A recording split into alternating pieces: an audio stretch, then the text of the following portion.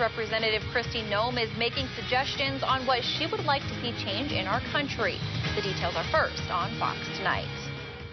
It was just a couple of days ago that Representative Noem was in Rapid City to hear from locals on what they want to see happen nationally. Good evening and thanks for joining us. I'm Tessa Thomas. And I'm Heather Jansen. Noem is up for re-election and previously made mention of the issues she wants to see change for our country. One of those topics, getting out of national debt. It's a problem many want to see happen, and Noem says it's the reason she wanted to run for Congress in the first place. I, every year, as a member of Congress, only get the opportunity to vote on about 1/3 of the spending that happens every year. 2/3 of our government spending is on autopilot.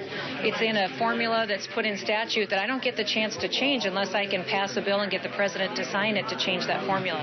So we've got to look at the biggest drivers of our spending and reform them so that it really does allow more people the opportunities to contribute rather than to be taking federal dollars because they're in hard times. One of those spending drivers, Noem says our country needs to look into reforming welfare.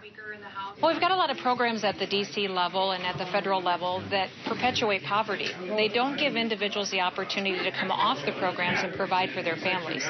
So, for instance, training and education tied with the amount of resources that help a family during difficult times that will help them get that better job, that will pay them more money and allow them to not have to be reliant on public assistance in the future. And Noem says generational poverty is something that's prevalent even right here in South Dakota. The